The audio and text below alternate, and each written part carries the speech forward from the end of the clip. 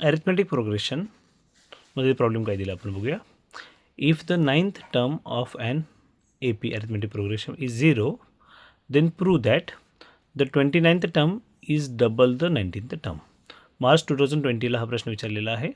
काय काय दिलं बघून. 9th टर्म दिला म्हणजे T9 दिलेला आपल्याला 0 गिवन दिलेला आहे. टू प्रूव्ह काय सांगितलं आहे. T29 is equal to 2 × T19 आपल्याला प्रूव्ह करायचं आहे.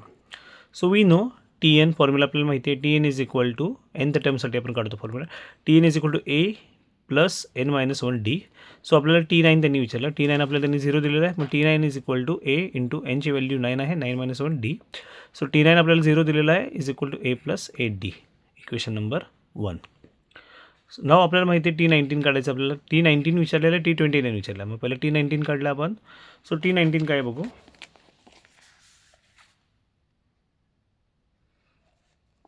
T19 काय आहे. T19 A plus 19-1D. Same formula आपण यूज केला हा. त्यामध्ये व्हॅल्यूज पुटअप केल्या. T19 is equal to A plus 19-1 is 18D. So 18D. So T19 is equal to A plus 18Dला आपण कसं लिहू शकतो. 8D plus 10D. So A plus 8D किती आहे आत्ताच आपण काढला. A प्लस 8D हा 0 असतो. मग तो A प्लस 8D आपण इथे काय केला 0 पुटअप केला. A प्लस 0 इज हा 0 बरोबर. राहिले किती 10D. मग T19 किती झाला माझा 10D झाला. Equation number 2. आता T29 काढू आपण तसंच. T29 is equal to A plus 29-1D.